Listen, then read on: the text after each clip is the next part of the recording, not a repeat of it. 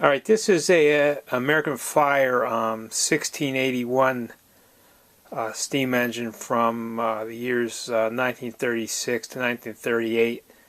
I just got this thing and it's fairly complete. It's missing a lot of the trim. Right now it doesn't run, so I'm going to see if we can do something about that. It's missing the headlight bezel. It's missing a couple of the brass trim pieces that go on the top of the boiler casting. It's missing.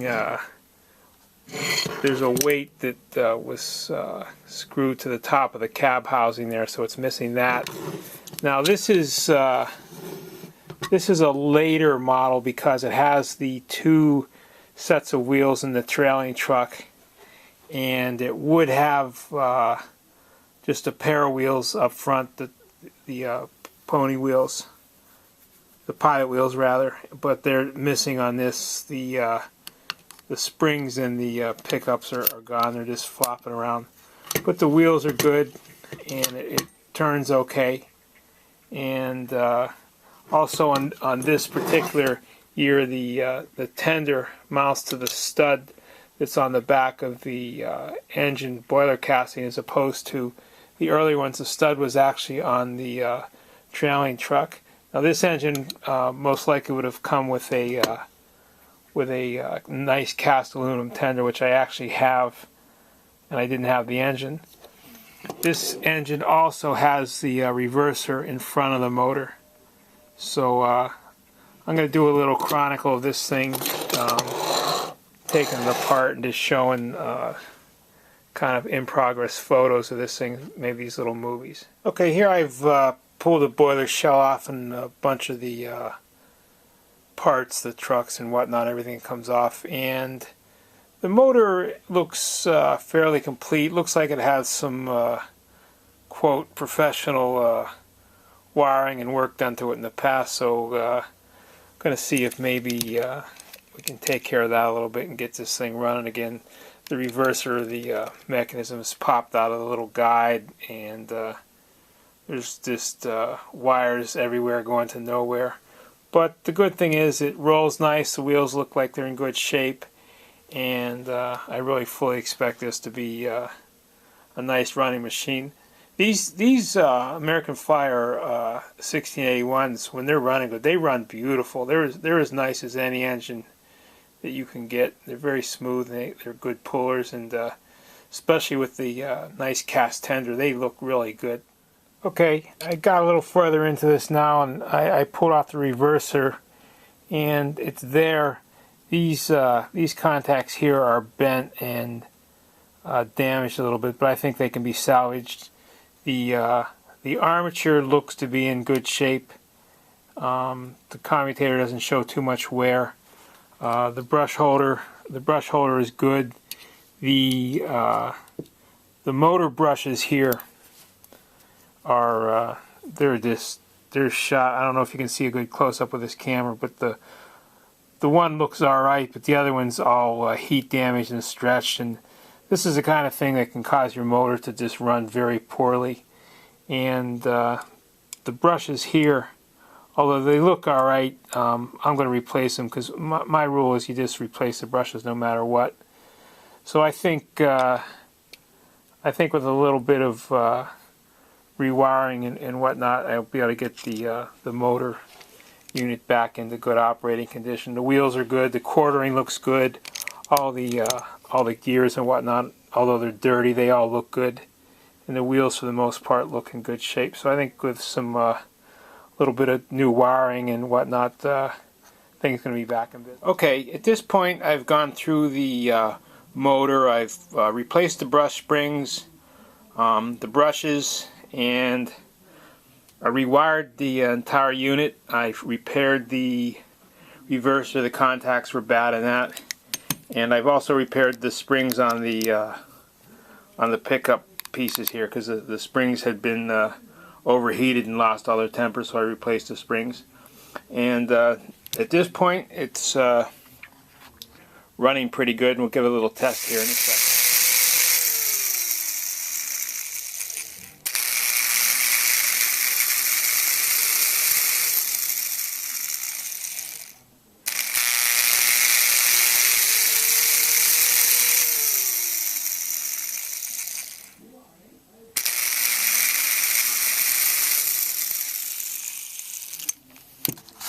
Now the way these American Flyer reversers work, the top part of the field laminations is movable, and there's a little arm. And if you're familiar at all with the Lionel pendulum type reverse units, it works sort of like that, in that every time you apply power to the motor unit, the top of the movable field coil moves down. And when it does that, this little arm mechanism here shutters back and forth, and it moves the there's a movable piece inside the reverser unit. You could see here, and every time that cycles down, it moves that over, and then what it does is it reverses the flow of current through the motor and reverses the motor. Yeah, it works all right. They're never 100% reliable, but they do work if you want it to reverse. Okay, I've been doing a little more work on this 1681 engine project of mine, and at this point I've made the there was a missing weight that sits underneath on top of the cab that goes in this hole here with a screw and a nut. One of the wheels on the trailing truck was starting to explode, so I made one new replacement wheel for the rear trailing truck. I made a new pilot truck. The whole assembly was gone, so I made one of those. I made a new headlight bezel that was missing, and I made the two flag stanchions that sit on the front cow catcher, and then there's a simulated horn or a whistle and some other thing that sits on top of the boiler cab. So I think basically I've got all the parts made for this thing now, and next step's going to be to assemble it, make sure everything runs good, then take it back apart, strip the frame, and there's two copper pipe pieces that are missing for the side of the boiler, and I'll make those, and then I'll sandblast it, prime it, paint it, and it should be good to go. Okay, I've been doing a little more work on this 1681 American Flyer Hudson project, and at this point I've taken all the bits and pieces and I've assembled them up to the boiler casting to make sure that they fit correctly, and I fixed the way the pilot attaches to the body shell. Somebody had put it in with some like sheet metal type screws, so I re-tapped the holes and mounted that all up correctly, and made sure all the little bits and pieces fit. And underneath I've got the new wheel on the trailing truck. That's all installed. I got the assembly I made for the pilot truck, and that's all installed. It seems to be good.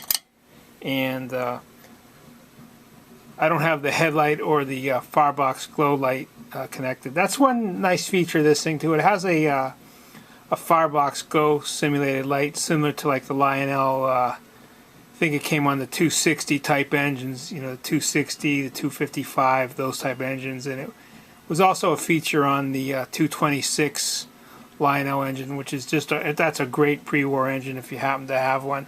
That's a nice one to get if you're ever going to get one pre-war engine. Get that one. It's just real nice, especially with the nice tender that goes with it. So next step is to throw it up on the layout and see how it runs. Okay, I've got the engine on the track now, and it's assembled enough where I can test it out. There's no headlight or firebox glow light hooked up, and all the side rods are off, but I don't need that to test it. And I'm going to run it around with the nice cast tender that I restored a little while ago for this thing, and we'll see what happens here. So let's give it a try.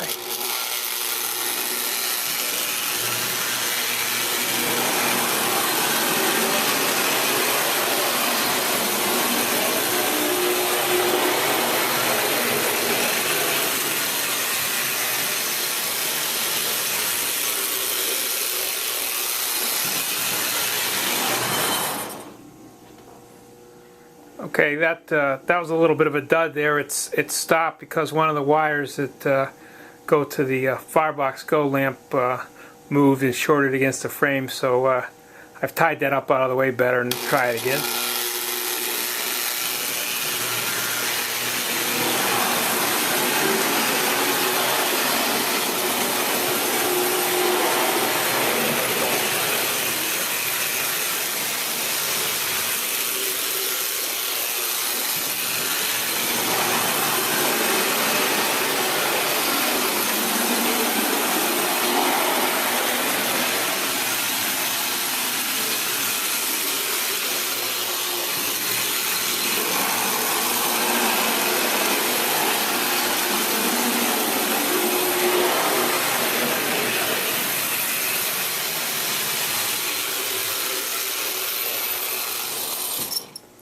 Okay, it seems to run pretty good. Probably needs a little bit of fine tuning and all, but so far so good. So the next step is going to be to take it all apart, all the trim, the piping, everything, sandblast the boiler casting, and paint it up to match the tender, and add the little decals and whatnot to go with it, and the project should be done.